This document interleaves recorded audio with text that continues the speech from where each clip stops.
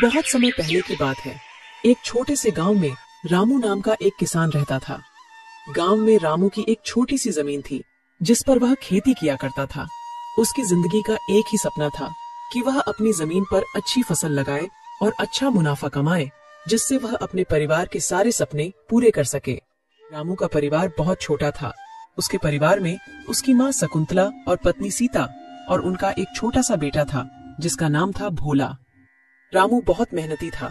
वह सूर्योदय से पहले उठता और खेतों में काम करने निकल जाता। उसकी मेहनत और लगन के बावजूद उसकी फसलें अक्सर अच्छी नहीं होती थीं, क्योंकि उसके पास न तो अच्छे बीज थे और न ही सिंचाई के पर्याप्त साधन।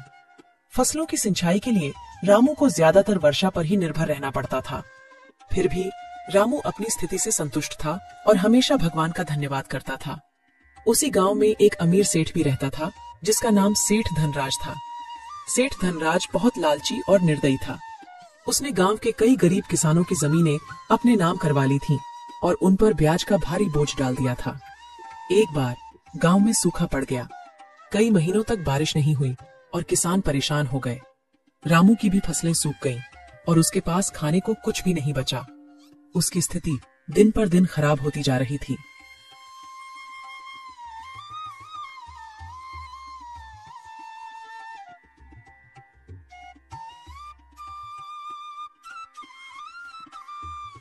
भाई, इस साल तो बड़ी मुसीबत आ पड़ी है।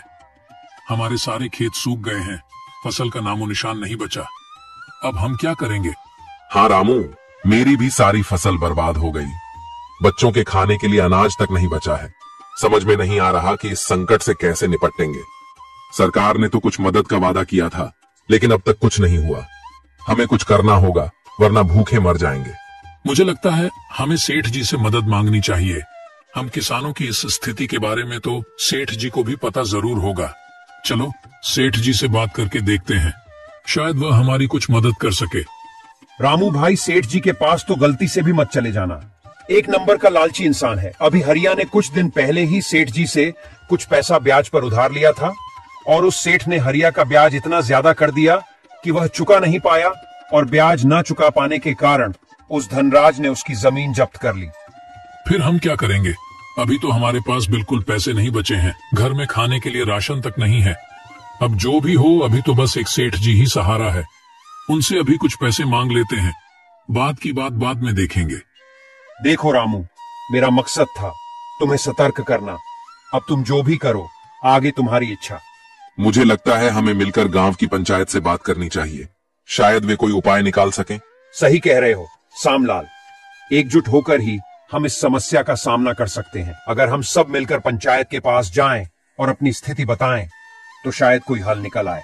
ठीक है, तो फिर कल सुबह ही हम सब पंचायत के पास चलेंगे और हमें सरकार की योजनाओं के बारे में भी पता करना चाहिए।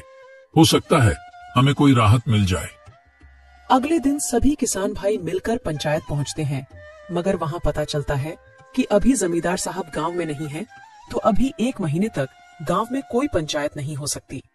यह सुनकर सभी किसान निराश मन से अपने अपने घर आ जाते हैं।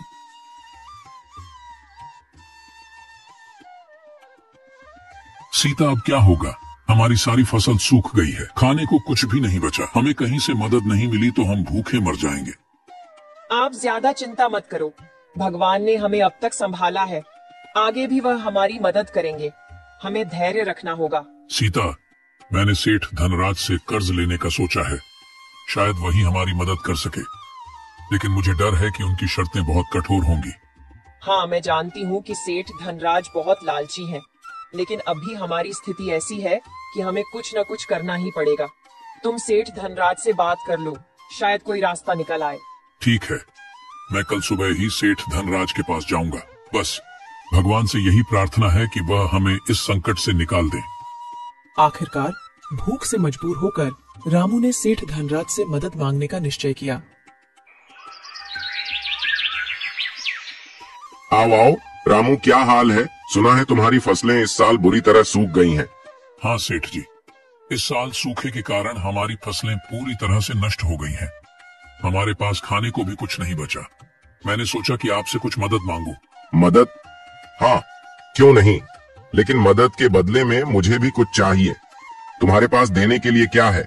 सेठ जी, मेरे पास देने के लिए कुछ भी नहीं है, लेकिन मैं वादा करता हूँ जैसे ही मेरी फसल उपज जाएगी, उन फसलों को बेचकर आए पैसों से मैं सबसे पहले आपसे लिया कर्ज भर दूंगा।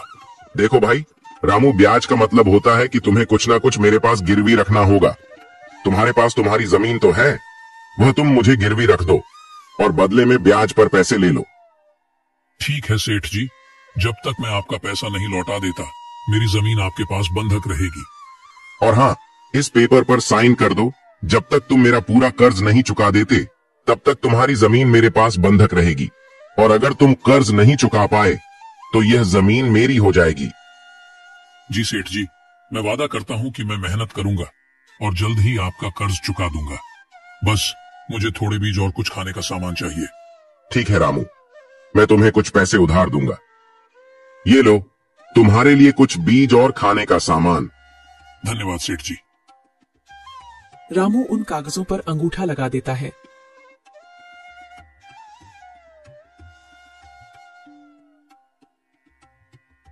सीता सेठ धनराज ने हमें कर्ज तो दे दिया, लेकिन उसने हमारी जमीन बंधक रख ली है।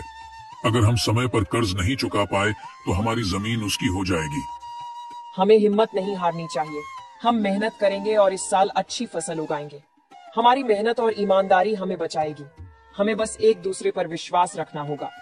तुम सही कह रही हो सीता, हम मिलकर मेहनत करेंगे और इस बार हमारी फसल जरूर अच्छी होगी। भगवान हमारे साथ है। सीता, यह लो, इसमें कुछ बीज है और कुछ खाने का सामान। तुम अभी इन बीजों को संभाल कर रख दो। मैं कल सुबह उठकर सबसे पहले खेतों में बीज की रोपाई करूंगा, और इसमें जो खाना है वह तुम सबके निकाल कर ले आओ। अगले दिन से ही रामू खेतों पर कड़ी मेहनत करने लगता है। वह खेतों में बीजों की रोपाई और रोज सिंचाई किया करता था। कुछ ही महीनों में रामू की पूरी फसल पककर तैयार हो जाती है, और अच्छे बीज होने के कारण रामू की काफी अच्छी फसल आती है। इस बार उसकी प्रार्थना भगवान ने भी सुन ली थी, और गांव में इस बार जमकर बारिश हुई। खेतों की सारी फसलें लहलहा ही रही थीं। देखो सीता, हमारी फसल कितनी अच्छी हुई है। अब हम सेठ धनराज का सारा कर्ज चुका सकेंगे। हाँ जी, फसल तो हमारी बहुत ही अच्छी हुई है। हम आज से ही कटाई का काम शुरू कर देंगे और जल्दी से सारी फसलों को बेचकर आए पैसों से सबसे पहले सेठ जी के पैसे वापस कर अपनी जमीन छुड़ा लेंगे। सभी किसान बहुत खुश थे। रामू ने भी अपनी फसलों को बेचकर अच्छा मुनाफा कमाया, और अब वह वक्त आ गया था जब रामू को सेठ जी से लिया कर्ज चुकाना था और अपनी जमीन को सेठ जी के पास से छुड़वाना था। सीता, फसलों को बेचकर हमें काफी अच्छा मुनाफा हुआ।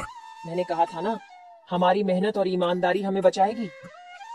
अब चलो जल्दी से सेठ का कर्ज चुकाकर अपनी जमीन वापस ले आएं। दोनों सेठ धनराज के घर जाते हैं। सेठ जी, यह लीजिए, आपके पैसे जो मैंने आपसे कर्ज लिया था उसका पूरा ब्याज मिलाकर ये पैसे हैं। अब आप हमें हमारी जमीन वापस कर दीजिए। यह तो बहुत ही कम पैसे हैं। तुम्हारा कर्ज अब पहले से भी ज्यादा हो गया है, क्योंकि तुमने समय पर ब्याज नहीं चुकाया। अब तुम्हें और मेहनत करनी होगी। पर सेठ जी, आपने तो कोई निश्चित तारीख नहीं बताई थी। आपने तो कहा था कि जब पैसे आ जाए तो तुम यह जमीन छुड़वा सकते हो, और अब आप कह रहे हैं कि हमने समय पर ब्याज नहीं चुकाया।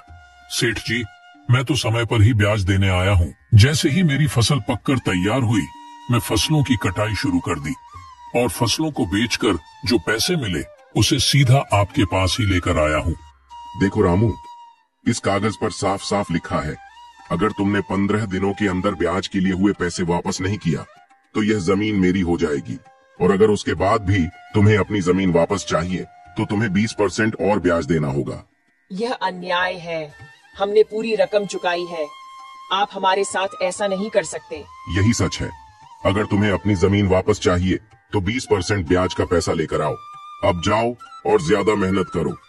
अभी तो हम जा रहे हैं सेठ धनराज जी, पर याद रखना, मैं अपनी जमीन तुमसे वापस लेकर ही रहूंगी। तुम्हारी बेईमानी के बारे में मैं सारे गांव वालों को बताऊंगी कि किस तरह तुम गरीब और भोले भाले किसानों का फायदा उठाते हो।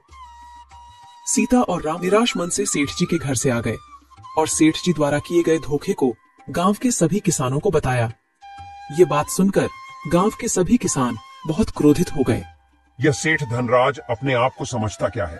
अगर ऐसा ही चलता रहा तो देख लेना एक दिन यह सेठ हम सभी किसानों को ले डूबेगा। हमें सेठ के खिलाफ कुछ ना कुछ तो करना ही होगा।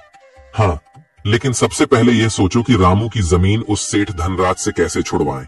वह सेठ तो यह जिद करके बैठा है कि रामू 20% ब्याज और ज्यादा देगा तभी उसकी जमीन वापस करेगा। हमें पंचायत में जाकर इसकी शिकायत करनी चाहिए। अब तो जमींदार साहब भी घर आ गए होंगे। लेकिन मुझे लगता है एक बार हमें सेठ धनराज से भी बात कर लेनी चाहिए। अगर सेठ धनराज प्यार से मान जाता है तो ठीक, वरना फिर हम पंचायत में ही इसकी शिकायत करेंगे। सभी किसान मिलकर सेठ धनराज के पास पहुंच जाते हैं। सेठ धनराज जी, आपने रामू की जमीन को क्यों हड़प रखा है? आप उसकी जमीन वापस कर दीजिए। आपको रामू ने जब सारे पैसे दे दिए हैं तो आप उसकी जमीन वापस क्यों नहीं कर रहे हैं? तुमसे किसने कहा कि रामू ने सारे पैसे वापस दे दिए हैं? रामू ने बस कुछ पैसे वापस दिए हैं, बाकी ब्याज के पैसे देने अभी बाकी है। जब तक वह पैसे मेरे हाथ में नहीं आते, रामू की जमीन वापस नहीं मिलेगी।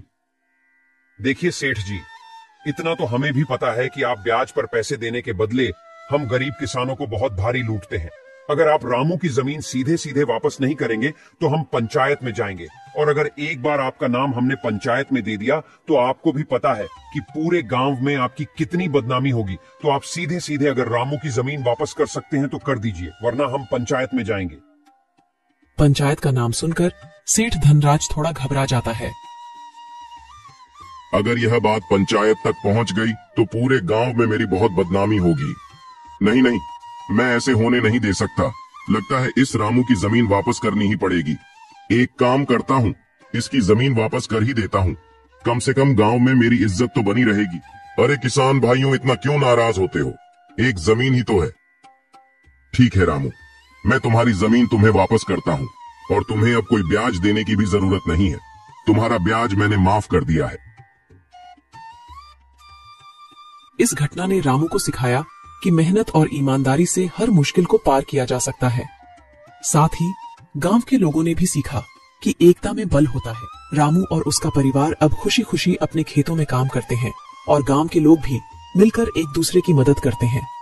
इस प्रकार गरीब किसान रामू ने अपनी मेहनत, ईमानदारी और गांव की एकता से अपनी जमीन और इज्जत दोनों को बचा लिया।